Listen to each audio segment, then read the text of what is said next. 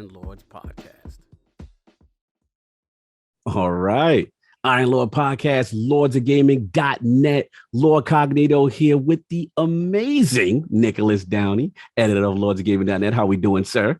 Doing great. Having a great time, excited to talk about what we're talking about. Yeah, it seems like we got something really cool to talk about. So right out the gate, let's give our thanks to Microsoft and Xbox for providing us preview coverage of the Halo Infinite campaign.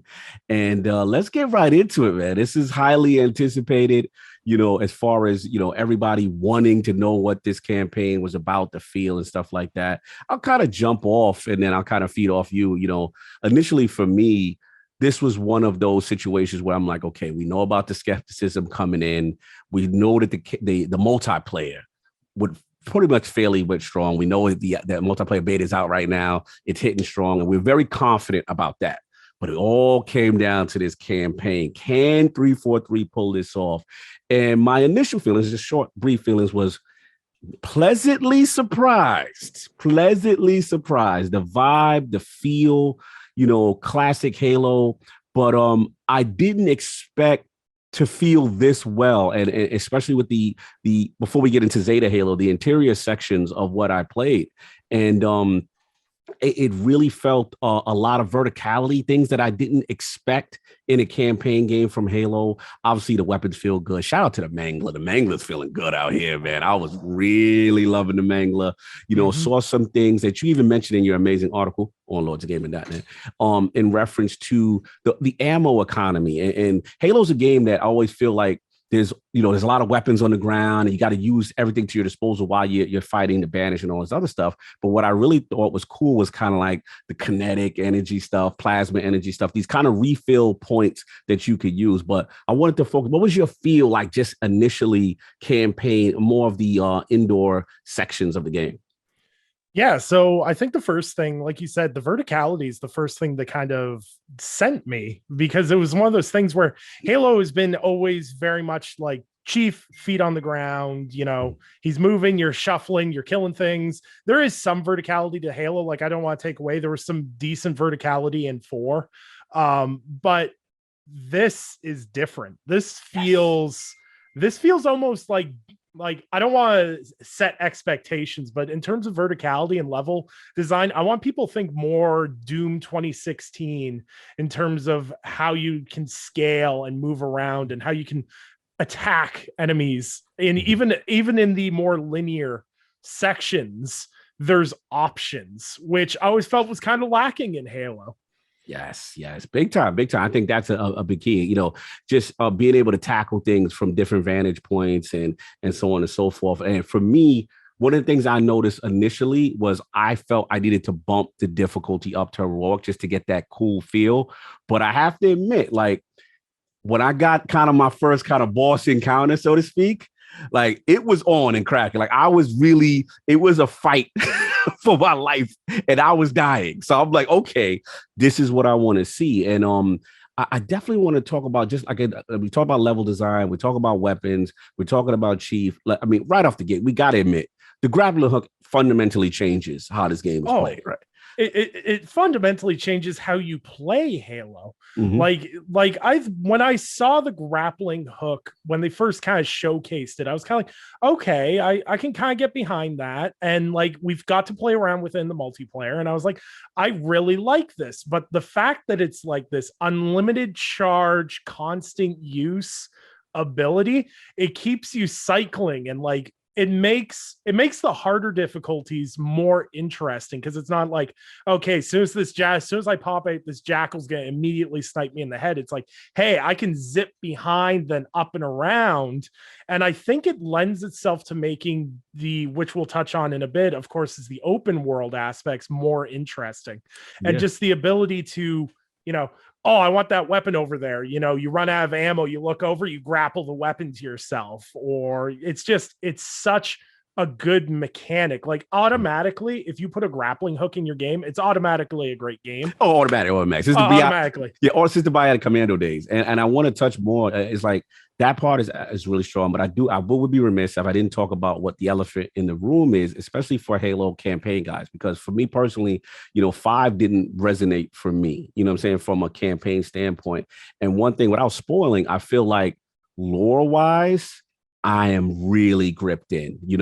Weapon, we're able to have conversations with Weapon, we have conversations with the pilot, and I really feel it plays off Chief very well. I feel like Chief is kind of a stoic, kind of personality, but this combination I felt was strong. And another thing I want to give 343 a lot of credit was, the audio logs and finding things. I was able to come across a dead person, and I'm not going to get into too deep with that, but I was able to learn so much in these little narrative beats that I felt already within the first couple of missions of playing Halo 5.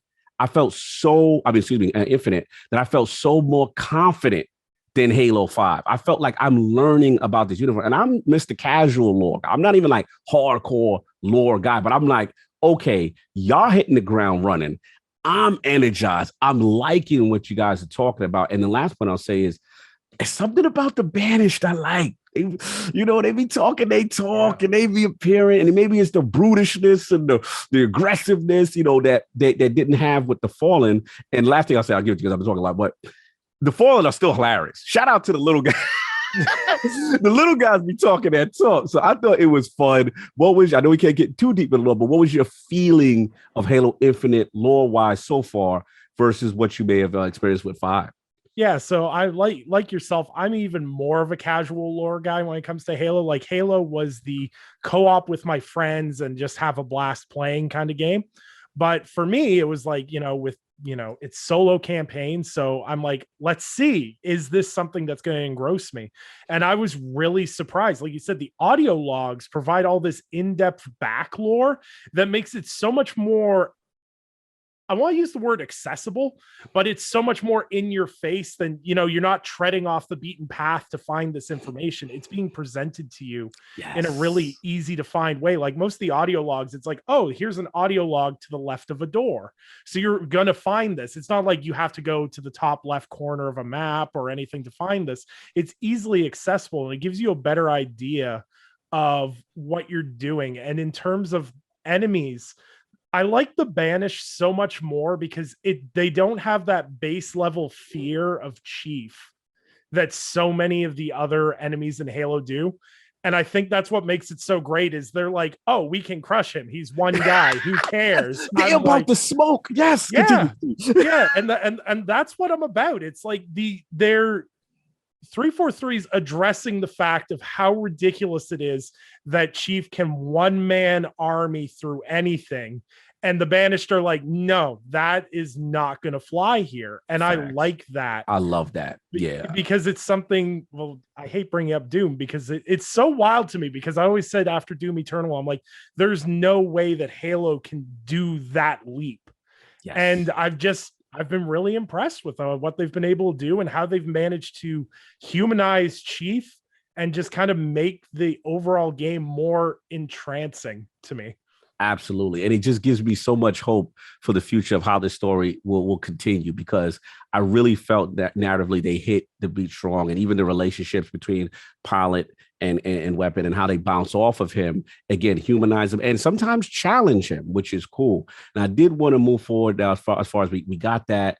And, we're going to get into what the open world aspect, the controversy, so to speak, what everyone is kind of worried about. We've heard things like, hey, don't, Far Cry this, don't, do these type of things where it's so overwhelming. So, for me, that was a question I wanted to know how 343 was going to tackle this, because we started off how we started off, but then we get there. The first thing off the bat, I will say, which was very impressive to me initially, was getting out on Zeta Halo, right? And you're getting out there, you're seeing the vast world. But then, because I'm so used to traditional Halo where you're in a corridor and it's like, okay, if I'm getting overwhelmed, I can hide behind a wall. I can hide behind, this thing here.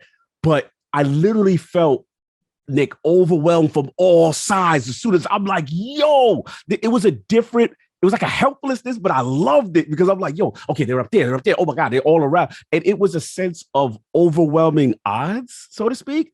And I never felt that really in it. It's not that I don't never felt it, but it's rare. So I want to get your thoughts on it because you've even pushed more on Zeta Halo more than I have. And I want to get your feel of now embarking on the outside and all that. So, like everybody else, like I was very lukewarm about the idea of Halo going into an open world. And of course, that paranoia is stretched by, the plethora of, open world games that we have on a regular basis. But what always pulls me into an open world game, open world games are always going to be checklists. That's period, end of story. That's what it is. But it's how interesting you make those checklists to achieve. And then additionally, making the gameplay loop fun so that you want to keep completing that. That was what was so brilliant about Far Cry 3. The gameplay loop kept you doing all those outposts. And it's similar with Halo Infinite because it's like, yes, there's so many more places enemies can be, and you have to constantly be on your toes, but that also lends itself to you having more options in which you can approach situations. Yes. And that's what I think is the beauty of this is, like, for example, one of the first outposts I cleared, I sat there and I looked at them. There's all these guys all piled at the bottom on the road. I'm like, that's a lot of dudes. I don't want to deal with that. And then I look up at the top and there's one little grunt on a turret on the hill on the right-hand side. I'm like, you know what? I'm just gonna go. So I sneak over there, melee him in the back. He's quiet. He's gone. I just hop on the turret and just start mowing down this road of enemies. And that is what's so great about this is because, yes, it sounds ridiculous, but playing Halo in an open world is great because what you're getting is you're getting the sandbox at its fullest. Ridiculous stuff will happen. Yes. And that's the best part about Halo's, the ridiculous side of it. Yeah, no, absolutely. It is. It's the ultimate sandbox, right? And the almost, if you can think about it, you can do it, right? If you have some ingenuity with the way you want to approach something, you can do it. Also, I wanted to shout out, I felt the game did a really good job of like cinematically just setting things up almost over the top, which I like because I really felt it made me care more about each moment to moment and situation level gameplay. And I thought that was cool. So again, getting outside, and I gotta say, the game looks good, man. It really, from a visual standpoint, I know we ain't touched too much, but like I ain't in my digital foundry, got the frames and all that out yet, you know what I'm saying? But from a visual aesthetic standpoint and the way this game is running on Series X, I was impressed. What was your feeling from a graphical standpoint?